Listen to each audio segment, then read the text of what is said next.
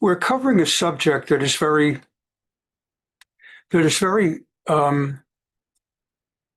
it's not covered enough for various reasons. The issue of sexual relations,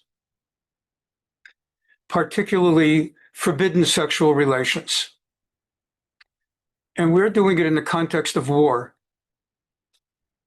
And it's a tool of war. And one of the reasons that it does not get discussed a lot is that rabbis are uncomfortable talking about sexual relations in a public way. On a one-to-one pastoral care interview or discussion, a rabbi provides guidance, but it's often not a subject to discuss in public, in a big crowded audience. Some people are immature, and they laugh and they make jokes, even when the rabbi's serious, if he makes a reference.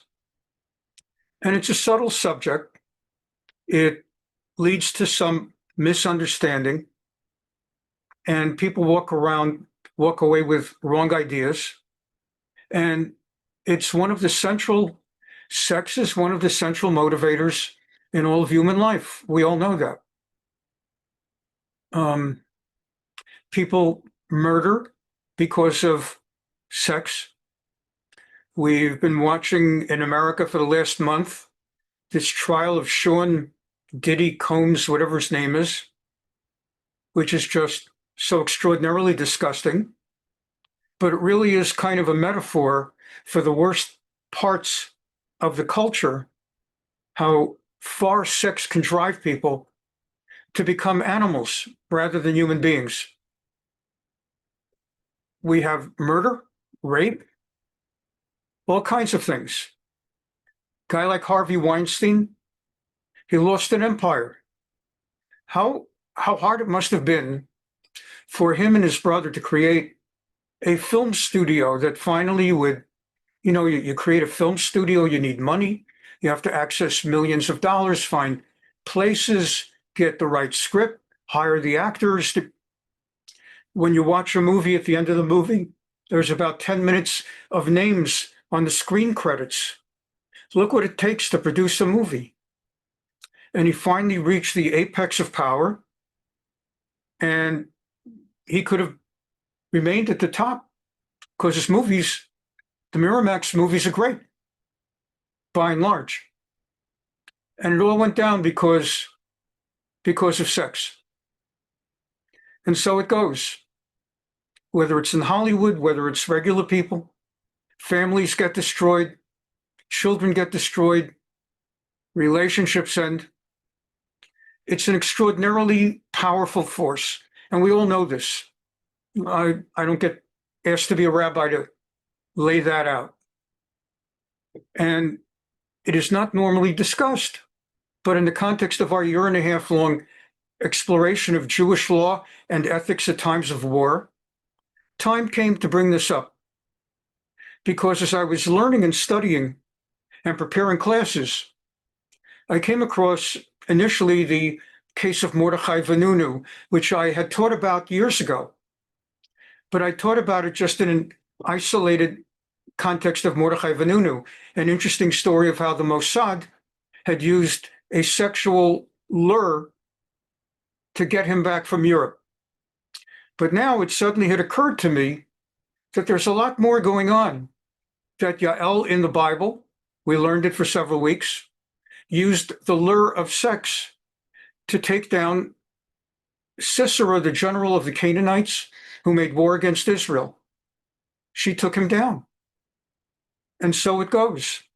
Over the course of many years, I've read occasionally an article in the Jerusalem Post or in Maariv about an Israeli soldier here or there who is lonely at the front or with his unit, and he's on his smartphone, and he goes on a dating site and he starts a relationship with someone, and it sounds like she's special, and he agrees to meet at a coffee shop somewhere, unaware that the woman is not a woman, but an Arab male terrorist who's waiting for him at the coffee shop to kill him. And So it's contemporary. Mordechai Vanunu, and I even showed you a brief clip that'll go back to, in greater context, about how Avishai Raviv was hired by the Mossad to be an agent provocateur to make the Israeli right wing look bad. Israel has a horrible left wing deep state, worse than America. It extends from the court system to the Shin Bet, which is their FBI, a horrific deep state, left wing deep state that works to sabotage people on the right wing. And they got this guy, Avishai Raviv. They placed him in the right wing for the purpose of convincing right wingers to do things that the public would be repulsed by, would revile, and to make the right wing look bad. So at demonstrations, peaceful demonstrations by the right wing, Avishai Raviv would be there to start up violence, instigate people to start throwing rocks at the army, at the police. And in order to gain the confidence of the right-wing kids who followed him, he had to present himself as a real guy, as a serious, mature leader. And so the Mossad had to marry someone whom he did not care about at all. He married her. He had a baby or two with her. And as soon as his assignment a few years later with the Mossad came to an end, he just got up and walked out of the marriage and shocked her. He never had any interest in her. He simply had done a fake marriage. She didn't know it. They had all the trimmings of a marriage. And she had no idea that the Mossad simply had put him in to get married. Convince some woman that you love her, and then go and start riots. And you could let people know you're married. And so it's a very powerful thing. And tonight's class is important because I'm going back, they all are, going back to Chumash now for this one, to chapter 24, Paragraph Dalet of Sefer Bamidbar, Book of Numbers. The story of Balak and Moab and Midian and Bil'am. So briefly to recount what that's all about as we move on from the Yael story. Back in the Bible, in the Chumash, the Jewish people were marching on to Eretz Yisrael, the promised land. And they had to get through certain territories. They had no interest in conquering those lands, just getting through to get to the Jordan River and cross over. And they were approaching the country of Moab, English M-O-A-V, or M-O-A-B, should be V. And Balak, the king of Moab, saw them approaching and was terrified because he knew they had destroyed Egypt, the greatest world power at the time, and that they were unstoppable. And he was afraid that he's next. In those days, people were very, very, to use today's terminology, you would call them superstitious. But that's if you don't believe in religion and you don't believe in God. So you would call it superstitious. But if you believe in God, it's called religious. When a Jew says, I'll do the following, God willing, is he saying God willing as a superstition? Secular people assume he doesn't really believe that. He's just superstitious. When he says God willing, or thank God, he doesn't mean it. But religious people, we really mean it. And the same with non-Jews who are religious. They really mean it. And they really believe in it. Real Christians really believe in that. Catholics really believe in it. There are a lot of Christians and Catholics who don't believe. They go through the motions. They go to church on Sunday, or they don't even. They go to Christmas and New Year's or Christmas and Easter. But what do they really believe? But there are a lot of Protestants and Catholics who really, really believe very deeply. And they base their entire lives based on those beliefs. Sometimes to the Jewish disadvantage. Rooted in those beliefs, they hate Jews. And then there are others rooted in the same Christian Bible who love Jews because of those beliefs. And we Orthodox Jews, we really believe it. Reformed Jews, they don't believe anything. There is more of a superstition. If they really believed, they wouldn't be at a Reformed temple. Conservative Jews are complicated. Rav Moshe Feinstein once wrote in more than one responsum that the average conservative Jew does believe.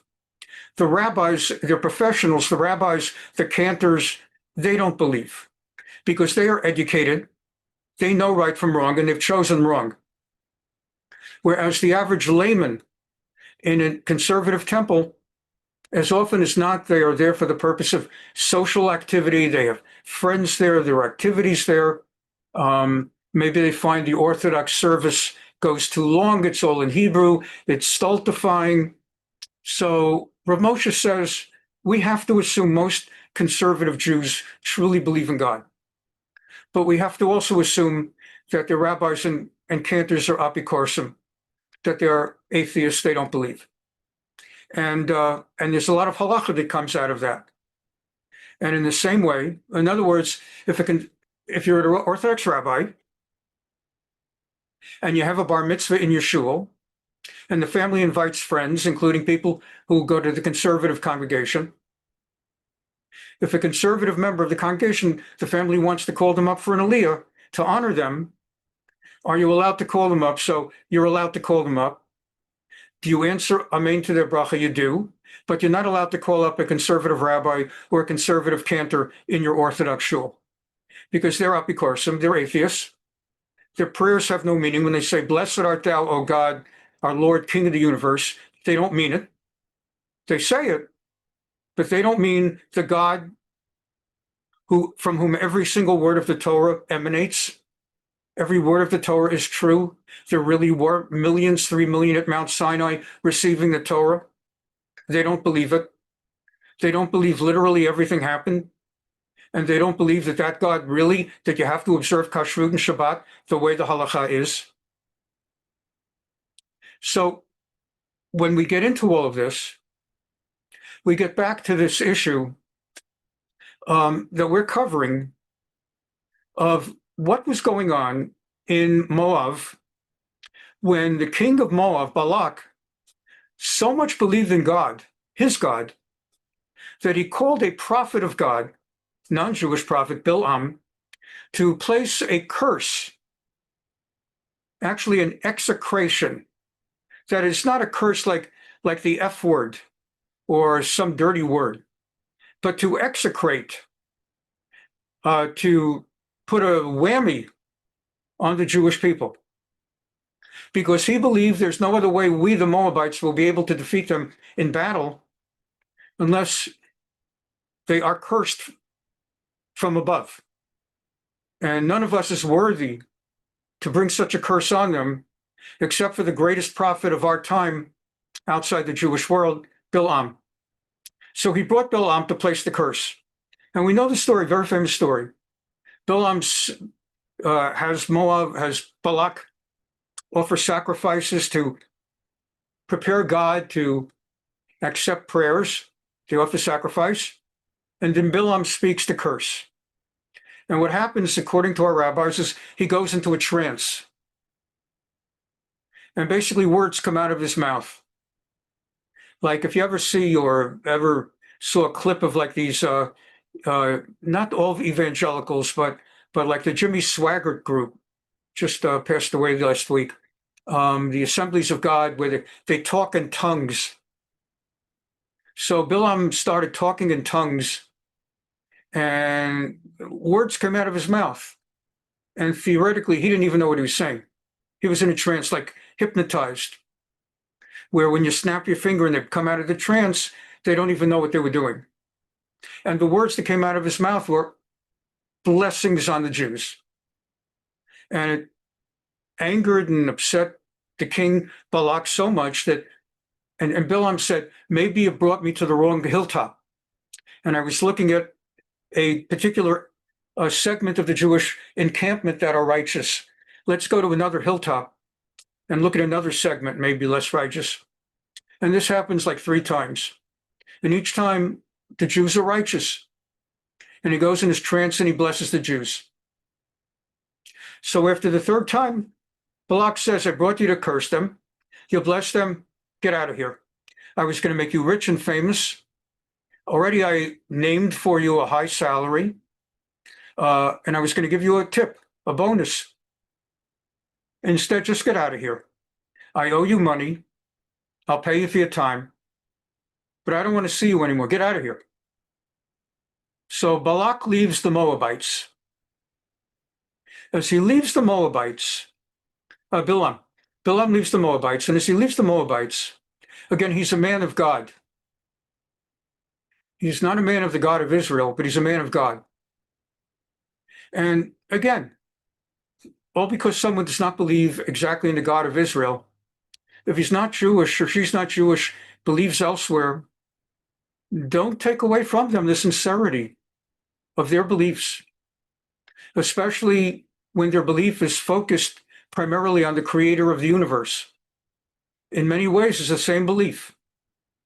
Okay, let's say Christian, let's say evangelicals, they believe a great deal in what we Orthodox Jews believe in.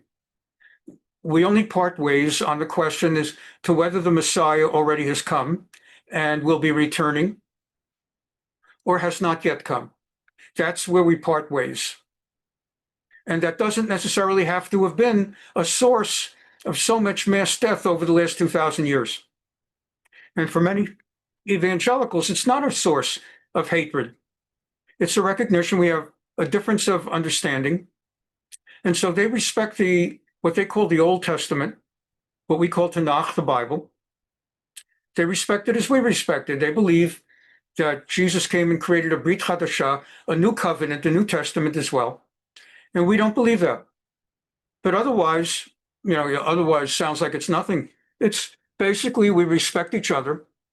And they respect that in Bereshit, the book of Genesis, chapter 12, verse 3, God said to Abraham, the founder of all of our religions, all of our monotheistic religions, I will bless those who bless you, and those who curse you, I will curse. And Protestant evangelicals bless Jews, and we've talked about it before, because the Bible says to bless Jews. And I've told you personal anecdotes. I won't take out the time right now again. I'm sure I will in the future, where Christians have come to me, they see my kippah, and just on the street in Orange County, they bless me. It's happened to me quite a few times. Now, I'm sure it would not be happening in Columbia University, but that's because they don't believe in God there.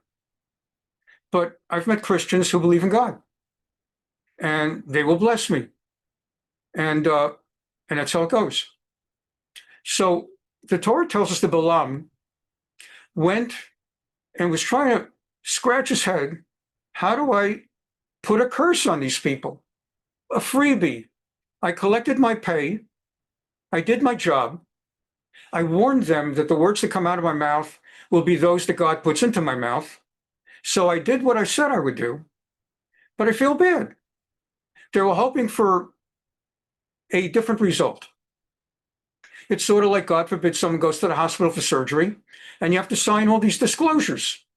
And we cannot promise you that everything's going to come out the way you want. We hope it will. We'll take every precaution and every procedure, and usually XYZ, but here are the disclaimers. So Bil'am gave him disclaimers, and it did not work out. But he felt bad. So he got to the core of it. He said, you know what the problem is? God won't let me curse these people because they are righteous. If you want to kill them in battle, you actually are going about it the wrong way. Instead of first trying to put on the curse and then beat them, first make them unrighteous. Turn them away from God.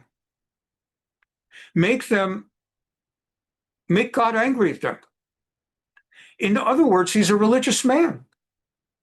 And he truly believes that the way to destroy the Jews is to turn God's favor away from the Jews by making the Jews sin. That's biblical. And that is something we Orthodox Jews, namely we Jews, have never stopped believing. If you ever wonder, why did religious Jews try to persuade non-religious Jews to keep Shabbat, to be kosher? Hopefully we try to persuade in a nice way. We invite you for Shabbat meal. We teach classes. We don't do it like the Inquisition or the Crusades, where they said, either you become our religion or we kill you. We try to do it the nice way. But what do we care? Like, what do you care if I'm a person who's not religious? What do you care if I'm not religious? Leave me alone. And the reason we care goes back to what we're learning tonight, among other things we're learning tonight, that the destiny of all Jewish people lies with the nationhood. If the Jews sin as a people, which is what Bil'am set about to do, then we risk losing the favor of God in war. That's what Thursday night class is. War, battle.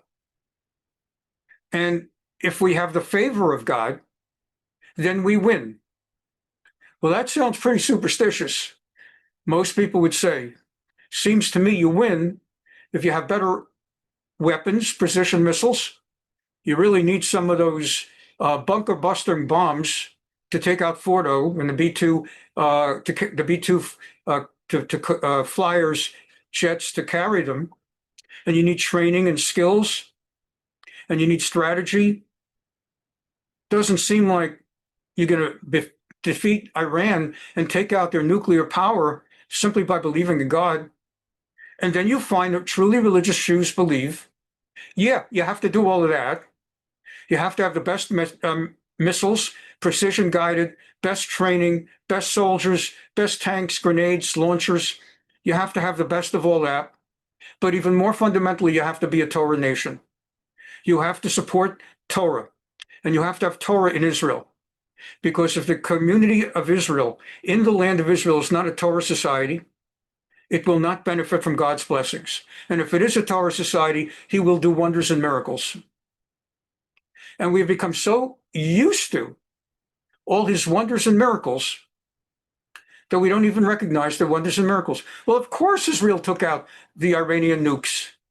They worked on it for 10 years, and they had strategy, and they had placed people in Iran, and they knew this, and they did this, and they trained this. And Trump came with his weapons. And of course, Israel knocked out Hezbollah with those pagers. It was a brilliant conception. It was 10 years in the making, setting up front companies around Asia that would sell the beepers and sending out marketing professionals to go to Nasrallah, convince them that the beepers would be more secure and safer way to communicate, that with using smartphones and texting, the Israelis can kind of home in on all your texting and they could find your locations. Whereas if you do beepers, you can, and so with strategy and walkie-talkies, all of that makes sense. But what if, how easily it all could have gone down south? Didn't Jimmy Carter send Americans to Iran to free the American hostages? If you don't know, the answer is yes. And what happened? As the Americans in their helicopters and attack vessels were flying just about into Iran, there was a sandstorm. And the sandstorm got into the propellers and got into the engines, and the helicopters all crashed, I think into each other or into the ground, and all the people died. And the entire operation failed. They never even got into Iran. So what's the response? What luck? It might have succeeded if it weren't for the sandstorm. How about another response? God did not bless it with a miracle. And God, on the other hand, when Israel sent in her people to take out that night, what was it? Was it June 23rd, to take Iran apart and kill 9 or 11 commanders of the IRGC, the Iranian Revolutionary Guard Corps, and to take out the 9 or 11 nuclear scientists, all at the same time as you're blowing up Natanz and Isfahan and all over the place and taking out the ballistic missiles and taking out their defenses. And it all happened at once, and the skies were clear and everything worked perfectly. Ever occurred that maybe that was a miracle? And what if Biden and Kamala Harris had been president? If Kamala Harris had been president, well, take a look. How did Macron relate to it in France? And Keir Starmer in England? I'm not even talking about Arabs. I'm talking about our friends. They all condemned it. Keir Starmer in England, Macron, they all have condemned it. You can be quite sure Kamala Harris would have been condemning it. and would have been embargoing. You think she would have sent weapons to take out Fordo? Isn't it a miracle? Whatever you think about Trump, isn't it a miracle that at that moment in time, America had the president who would send the B-52 bombers together with the bunker busting bombs to take out Fordo? At that moment in time, we did not need Biden 4 years earlier or 3 years earlier. What about at that moment in time? No one thinks about the hand of God. It's all the hand of God. That Nasrallah bought into the pager idea and that it worked. And then they got word, Israel got word from their intelligence that some of the pagers were starting to act up. They were starting to overheat. After all, they were not regular pagers. They had a different kind of battery that would explode, not just an Energizer bunny. Consequently, they moved up ahead the date of the beeper explosions. It was supposed to be a little bit later. They were afraid someone's going to look at the overheating beepers and figure out there's something going on here. Nobody would have figured out what it was, because who would think such a thing? And so they got word and they blew them up then. But it could have gone wrong. And the walkie-talkies could have gone wrong. And so on and so forth.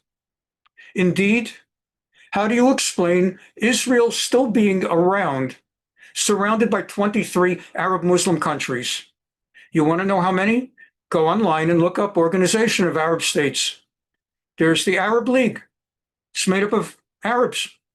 There's 23 or so Arab Muslim countries. Every Arab country is Muslim. There's no Arab Christian country, Jewish country, non-religious country. Every Arab country is Muslim. And then there are a few non-Arab Muslims as well. Iranians are not Arabs, they're Muslims. Turkey, Malaysia, Indonesia. Okay. Israel's surrounded. It makes no sense that Israel's still around. The United Nations votes against Israel. Everybody in the world against Israel except for the United States. Never once has England or France cast a veto. There are 5 countries, the permanent members of the Security Council, who have veto. Russia and China, forget about them. France and England. Never once has France or England cast a veto on behalf of Israel. Only America. It's a miracle that there is one and only one country that does that. How does Israel exist? How does Israel survive? It's impossible. And yet people take it for granted because it's been going on for so long, 77 years, that people just take it for granted. It's a miracle every morning that Israel's still on the map. That you snot-nosed British and Irish rock bands, free Palestine, Jordan to the sea, the river to the sea. You've got the whole world against Israel, with the exception of Christian fundamentalists and some Muslims and some Catholics. But you have most of the world against Israel, and she flourishes. She doesn't merely survive. Do you need more proof? America stood by South Vietnam and the country disappeared. America went into Afghanistan, America lost. Israel is the one success story for America. So when Bil'am tries to put a curse on the Jews, his recognition is the only way we can do a curse is we have to turn God against them. And to turn God against them, it's not a matter of negotiating with God. We have to get them to sin. Again, that sounds superstitious. Fine. Our class, most people in the class, are of a different mindset and do not see the superstition. Those attending live on Zoom and those following on YouTube. But that's what most of the world would think. But we believe it. And as I say, that's why you have people in Israel who say there must be yeshivas and kollels, kollim, and batei medrash, houses of study, where people are sitting and learning Torah. And we need to have Jews observing Torah. All right, there's a great number of Jews who don't observe Torah. And Israel, like America, has its fair share of Jews who hate Torah and hate religion and oppose it with the most incredible vehemence. What can we do? And God understands you cannot have 100% fidelity. But the challenge on us is to try to bring people on the road back. And if we don't succeed, at least try. And that's why we invite people for Shabbat. And that's why we invite people to come to shul. And that's why we try to bring people, why you see the Chabad do all the things they do. Going in the streets and trying to get a person to take a lulav and etrog during Sukkot time and say the bracha on a lulav etrog, or whatever it might be, that to fill in the streets. The idea is we don't try to get non-Jews to do it. Where Christians try to convert Jews, we don't try to convert Christians. We have no interest. You know, when a non-Jew comes to convert, we do just the opposite. We seek to dissuade them 3 separate times before we even consider bringing a non-Jew towards conversion. Reform, well, that's not Judaism. Conservative, that's not Judaism. But Orthodox Torah Judaism, we try to dissuade 3 times. But we try to bring Jews closer to Judaism. So what we have here is Bil'am wants to turn God away from his people.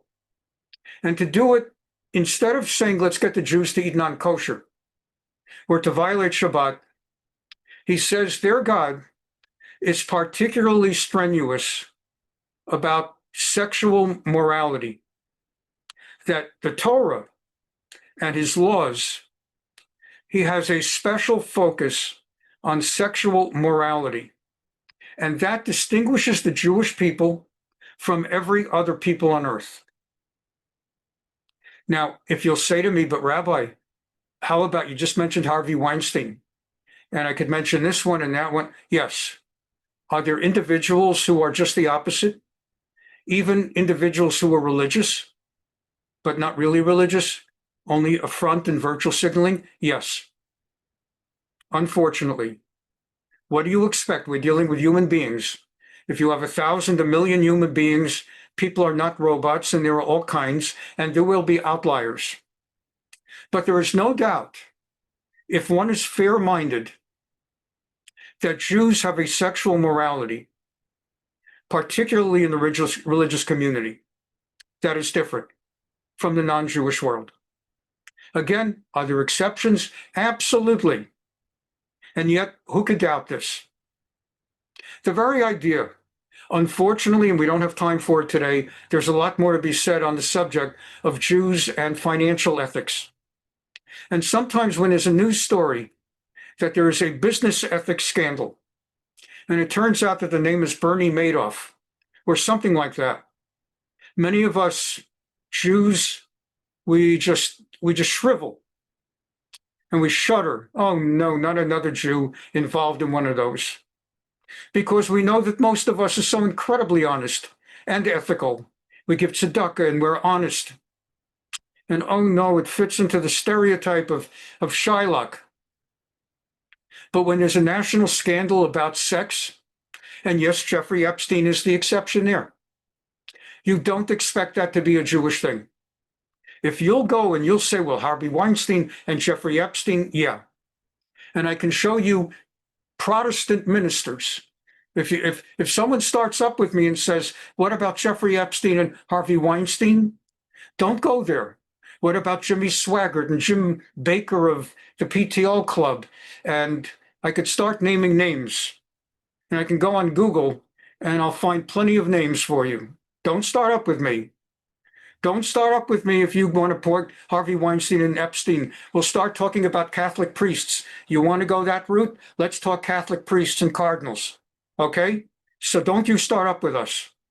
When it comes to sexual morality, we are different. Part of it is we have so many laws. Mikveh. Who has mikveh? What other people has anything like mikveh? The idea that a married couple have certain restrictions every month until the wife reaches her 50s or 60s or whatever, every month. The idea of having physical contact with someone you're not married to. If you're married and someone else, you can't touch ladies. A man can't touch ladies. And you have these laws, and they exist for a reason. not to have adultery, not to have extramarital affairs. Again, are people perfect? No, they're not. Can we point to lots of exceptions of people who are not perfect? Of course we can. But there's no question. Jewish sexual morality, all you need is mikveh as a starter. There's just nothing like it. I mean, you want to talk about diet. So we have kashrut. Used to be Catholics would only eat fish on Friday night. Maybe there are certain people, the Muslims have halal. Okay. Shabbat, we have it on.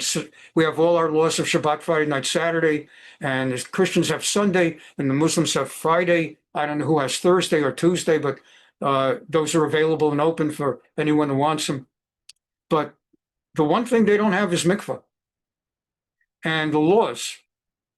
And chapter 18 of Vayikra, book of Leviticus, all the forbidden relationships is essential. So what Bil'am recommends is we have to get the Jews to be on a massive scale immoral, sexually immoral. Because an individual here and there, God is not going to turn on the nation if it's an individual here and there, even if it's a lot of individuals. But if it's a nation moving in that direction, if it's a massive open defiance of Jewish sexual laws, now you got something. And maybe he will curse. So in chapter 24 of Sefer Bamidbar, that's the strategy, to create a situation by which the Jewish people will violate sexual mores. Now, the idea furthermore, and we've learned this on Tuesday nights as well, there are halachot that work on the premise that non-Jewish women cannot be, you cannot even assume that a non-Jewish woman has not been sexually promiscuous. That doesn't mean you walk over to someone and call her a this or a that. But for halachic purposes, for assumptions under the law, we assume that a non-Jewish woman has had more than one sexual partner out of marriage, whether while married, violating a marriage, or before marriage. But you don't expect Beis Yaakov girls. And that's the reason, we've explained this before on Tuesday night when we talk about Ma'acha, the woman one of whom King David married, the Ishat Yifat Toar, the beautiful woman he took in battle against the king of Geshur. We learned this on many Tuesday nights, that if a non-Jewish woman has a baby with a Jewish man, the baby is considered non-Jewish. The baby is considered non-Jewish because we go by the mother. But if she got impregnated before, and then she converts to Judaism, and the baby comes out after her conversion, the baby came out of the womb of a lady who at that moment was Jewish, so the baby's Jewish. Come out of the non-Jewish woman before her conversion, non-Jewish, has to be converted. Come out of the womb of the non-Jewish woman after she converts, Jewish, baby's Jewish. But in both cases, the baby has no father. We learned this. What tribe will the baby be? In Judaism, the baby follows the father. But if the baby was born of a father of a man who impregnated a non-Jewish woman, there is no father, because we don't know who the father is. That's a halacha. So even if she'll prove otherwise, the halacha says you cannot prove otherwise, we don't believe you. With all due respect, we have to assume we don't know who the father is. The only man you were with this Jewish man, we don't know that. You say so, we don't know that. We assume the child was not necessarily born of that man, so the baby has no tribe, which is why the child of a convert, there's all these other laws, you have to be kind to them because they don't have a tribe. They don't have a chilek in the land of Israel, portion of land of Israel. So with that as background, one last piece. In these biblical times that we're learning now, there's an interplay between having sex with a woman and it overlaps into religion on top of it, not only in terms of getting God angry if the nation lapses, God forbid, But there are cases, many, many cases, where a Jewish man gets involved with a non-Jewish woman, and the next thing you know, he gets involved with her religion. So it's not merely that he's Jewish and he retains his Jewishness, whatever that means, and she's not Jewish. But the next thing they know, I remember, and I'm not saying it because of the politics, of the Democrat-Republican politics. It's just it was so flagrant, so open and notoriously flagrant at the last DNC, Democrat National Convention, when they made speeches honoring Kamala Harris, who was going to be the nominee, and had all the speakers that would, and they had her family. They had Doug Emhoff speaking to tell us what a wonderful wife she is and how honored he is to be her husband and how wonderful she is. And I'll never forget, I listen to all the speeches, listen to both sides, make an informed decision. And he gets up there and he says, we share so much. On Passover, she makes he used the adjective mean. She makes a mean brisket. That is what Pesach and the Seder is to Doug Emhoff, a mean brisket. Not a word about the Haggadah, not a word about matzah, not a word about maror, not a word about Pesach. On Passover, we have an amazing marriage. On Passover, she makes a mean brisket.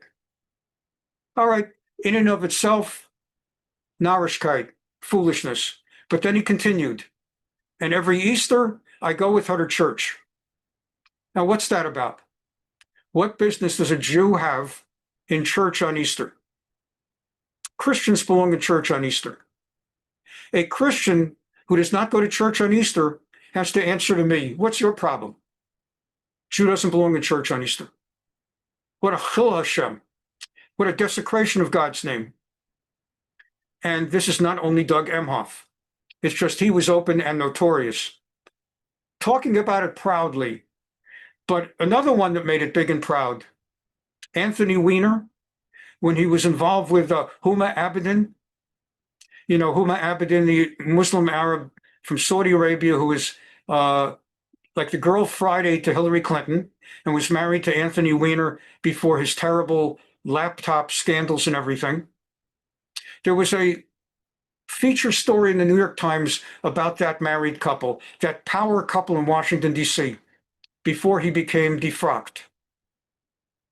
And they talked about how he's a Jew from Brooklyn and Queens, Anthony Weiner, married to a Muslim Arab.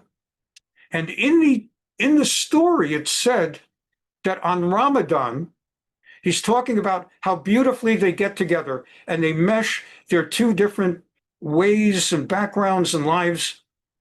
On Ramadan, he fasts on Ramadan.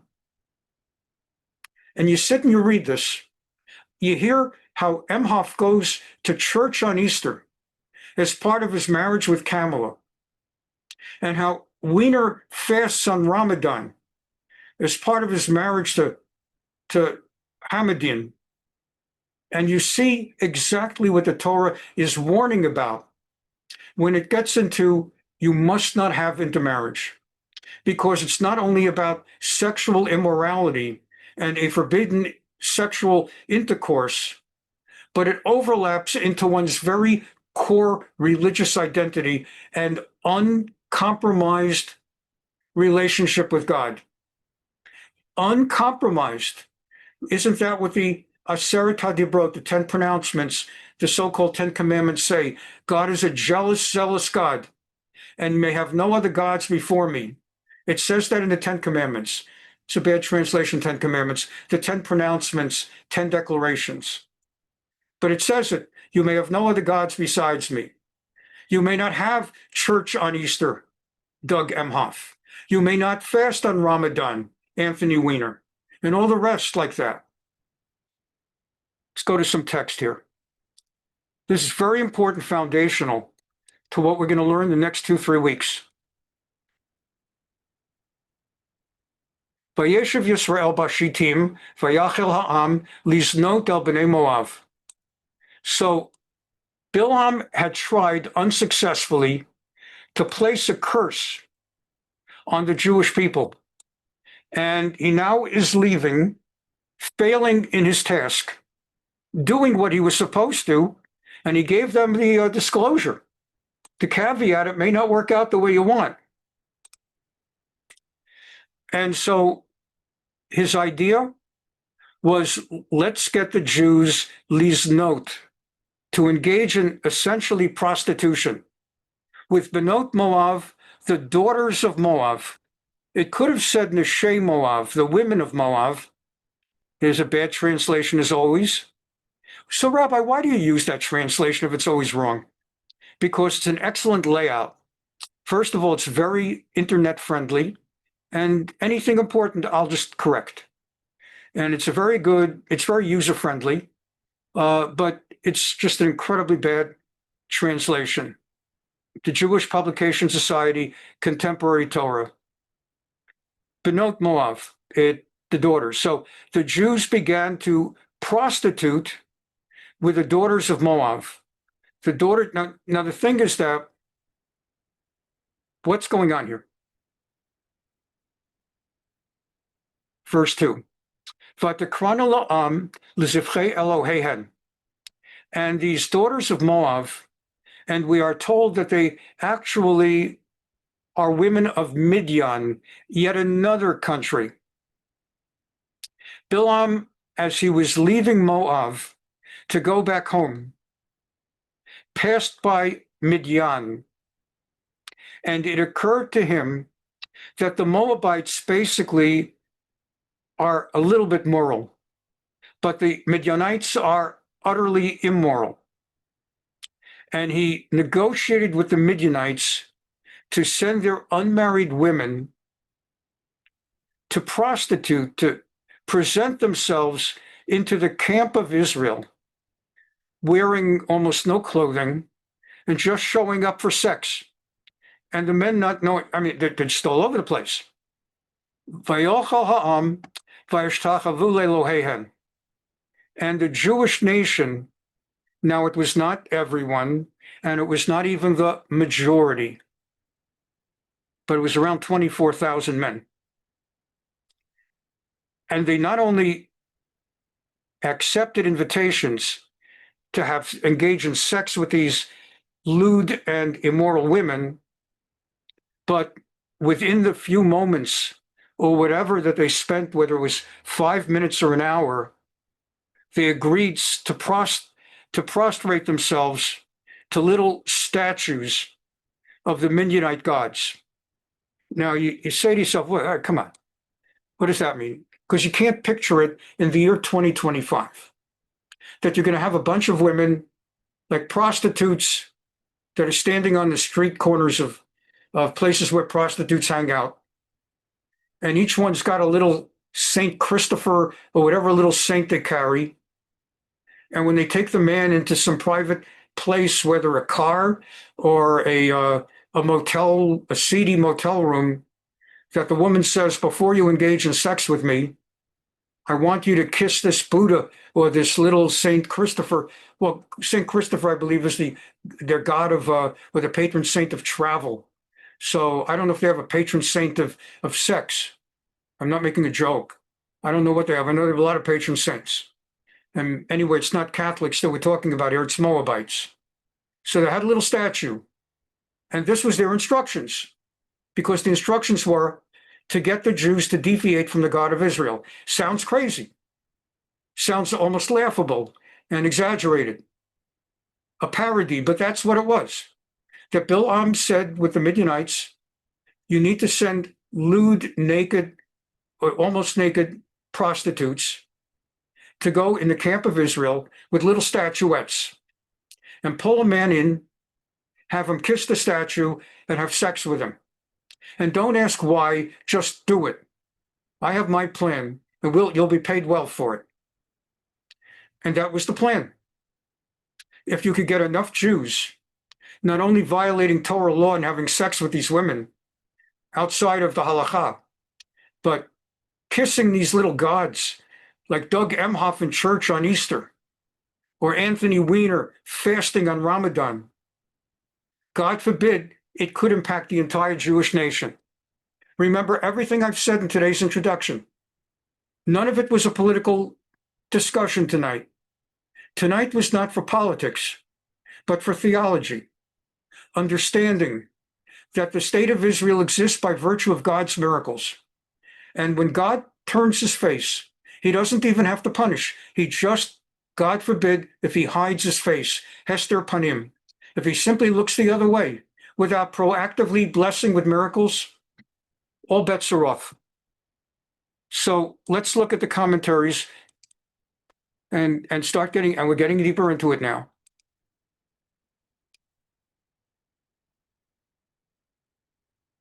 The Gemara, Sanhedrin 106a. This is the Talmud, Tractate Sanhedrin 106a. Let's see.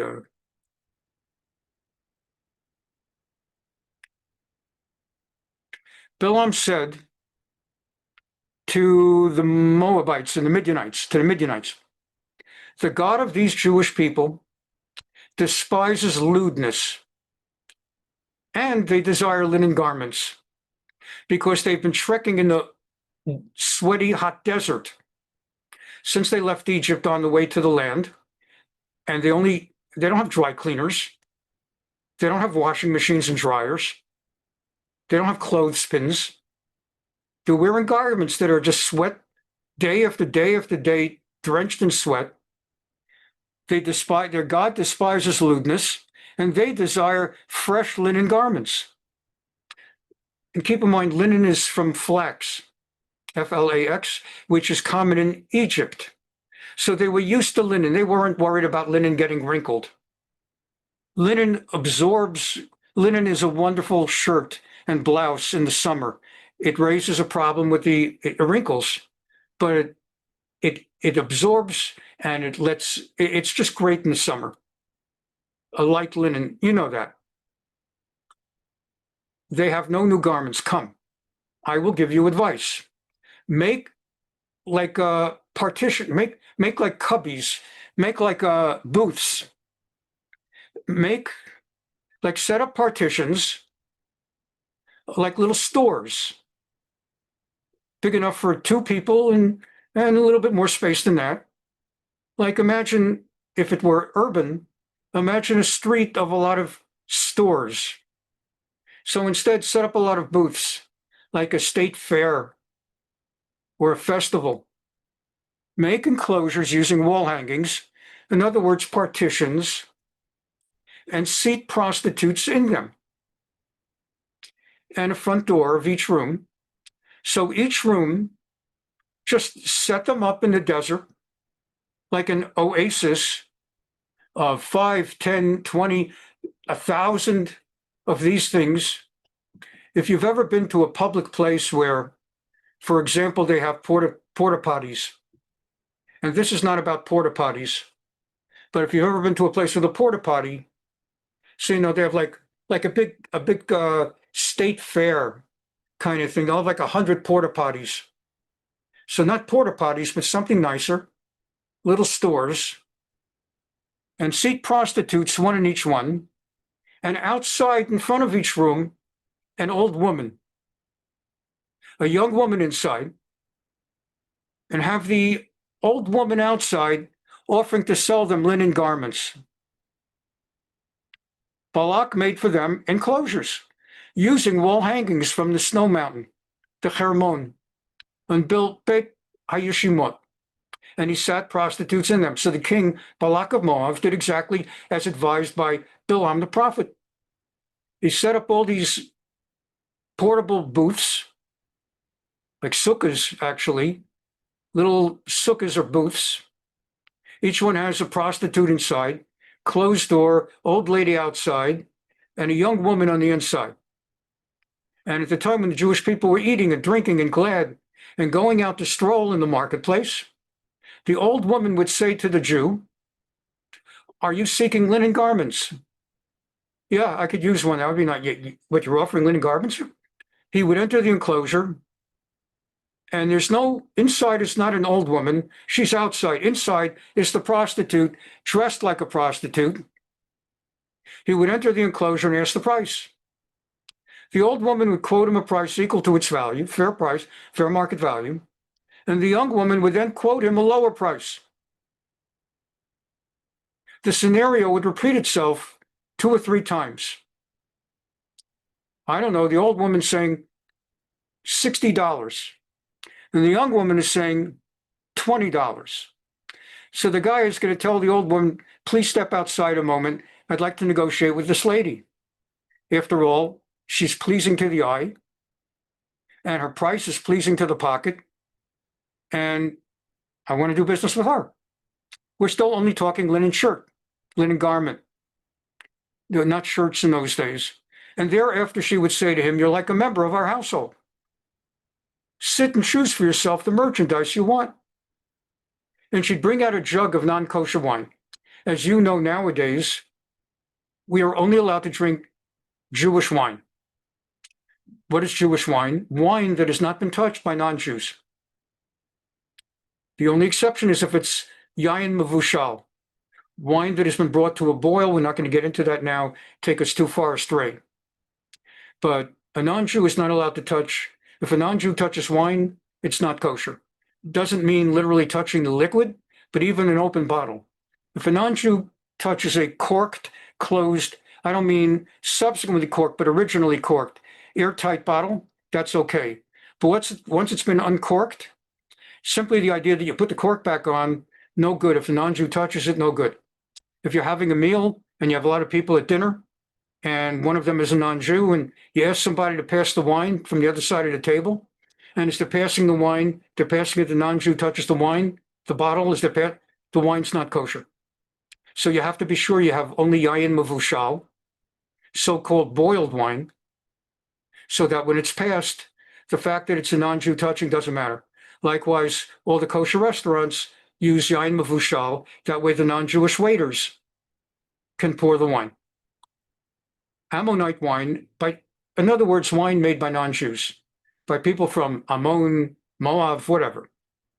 So she would say, you're like a member of the family, this beautiful prostitute who's offering linen garments at $20 or shekels or whatever. And she'd sit down, you're like a member of the family, come drink, here's a little wine, sit down, take a little bit of wine. And neither Ammonite wine nor Gentile wine had been prohibited yet for Jews. So it's not like the Jew instinctively would react and say, I'm not allowed to drink this. He's allowed to. She'd say to him, is it your wish to drink a cup of wine? Sure, why not? Once he drank the wine, now his evil inclination would burn within him. Now he starts getting a little bit loose. He then would say to her, submit to me and engage in intercourse with me. They are alone inside this booth. The door is closed. The way she is dressed, clearly she's ready for action. He's not talking to someone dressed like Mother Teresa. Clearly she's ready for action. So he says, let's do it. She then removed the idol that she worshipped from her lap and said to him, worship this. What does that mean? There's a more specific, they explain later in the Gemara, but for your purposes right now, imagine kiss the Buddha, kiss this thing. He said to her, and this is thousands of these Jewish men suddenly having these women descend upon them from the Midianites and the Moabites, offering to sell linen garments, but really, here's what's unfolding. And he would say, I'm Jewish. I'm forbidden from engaging in idol worship. Can you imagine at least Doug Emhoff saying that to Kamala? Kamala, I can't go into church. I'm Jewish. Halavai. Can you imagine Anthony Weiner saying to Huma, I cannot fast on, it's bad enough that I'm intermarried with a non-Jew. Doesn't matter that she's Muslim. It could just be any kind of non-Jew. But at least to have the self-respect to say, I don't do Ramadan. Halavai, if only. But in these cases, they would say, she'd say to him, what do you care? We're asking you to do nothing more than defecate in its presence. And there's a whole discussion that the way that God was worshipped is they would defecate in its presence. It's a whole long thing. Disgusting. So anyway, I will not leave you until you deny the Torah of Moshe, your teacher. Once he did so, she say, I'm asking you to deny your Torah. As it says in Hosea, prophecy.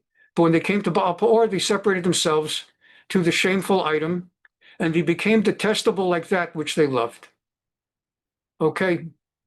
And so what ends up happening is they don't necessarily utterly abandon the God of Israel, but rather what they do is they take on this other religion. They take on both. Originally, according to Ibn Ezra, there had been no intention of committing idolatrous acts at all. All the males had intended was to indulge their libido with the women folk who made themselves available. However, these people fell victim to precisely the warning of the Torah of what would happen if Jews would allow the Canaanites to remain in their country and conclude a covenant with them. It happens one step at a time, invited to their social gatherings, resulting in their eating forbidden foods, and eventually intermarriage, followed by lip service to their gods, is exactly Doug Emhoff. And I'm saying Emhoff only, there are Republicans just as bad. Absolutely.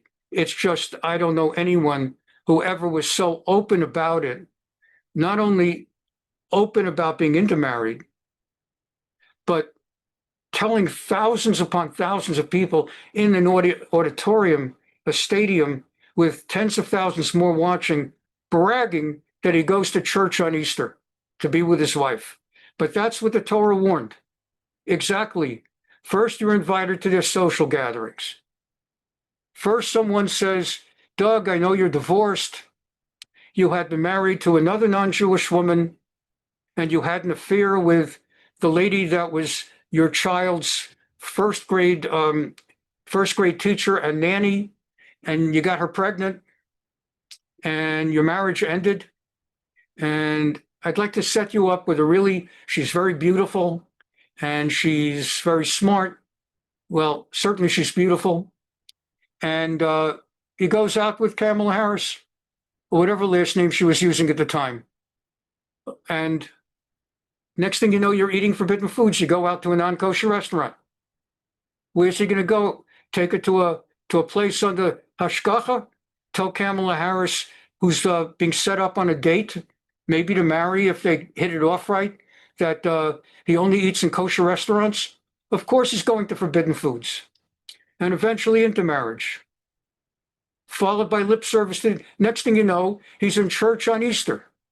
And everybody, I don't know what exactly they do, whether they sing Ave Maria or Come Let Us Adore Him or the Lord's Prayer, Our Father who art in, I don't know what they say in church but what does he do there for an hour?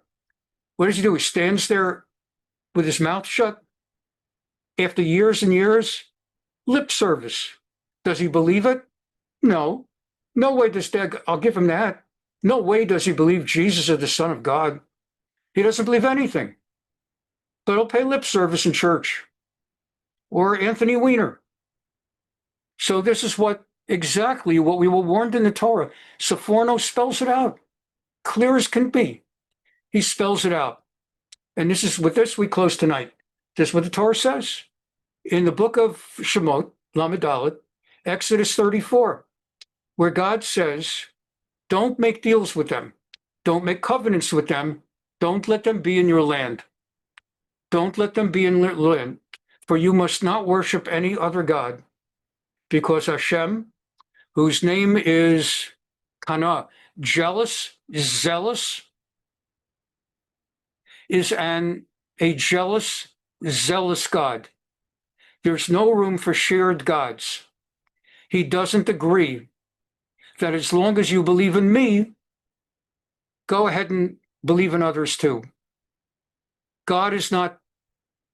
Our God is not part of a polytheistic Pandora. Pantheon. There's only one God. He's jealous, so to speak. You must not make a covenant with the inhabitants of the land. When you go into Eretz Israel, the land that I'm bringing to you from Egypt, no covenants with the Canaanites. They will lust after their gods and sacrifice to their gods and invite you, and you will eat of their sacrifices. And when you take wives into your households from among their daughters for your sons, their daughters will lust after their gods and will cause your sons to lust after their gods. And this is the concern. So as we are in this honeypot section of our Thursday night class, Jewish Ethics and Values in Times of War, even in biblical times, sex was being used in a different but related way for military purposes. In the case of Yael, sex, the suggestion, and maybe 7 times sex, we learned last time, to bring him into her tent, get him to fall asleep, and then kill him. Here, using sex to turn the God of Israel against the nation, so that Balak and Moab would be able to make war and win. And that's part of what we deal with. We need to be a holy nation. To this day, that is why Orthodox Jews are so concerned that Jewish people observe Torah, be moral and ethical, and give God reason to shower blessings on the nation. Have a wonderful Shabbat. Shabbat Shalom.